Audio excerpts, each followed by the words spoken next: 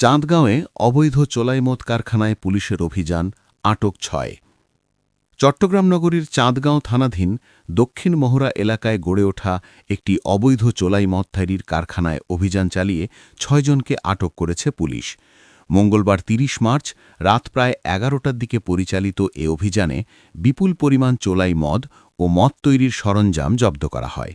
আটকরা হলেন রিপন চাকমা, বিপ্লব চাকমা, টুনি চাকমা, কৌশল বিকাশ চাকমা, বাবুধন চাকমা ও রেবিকা চাকমা।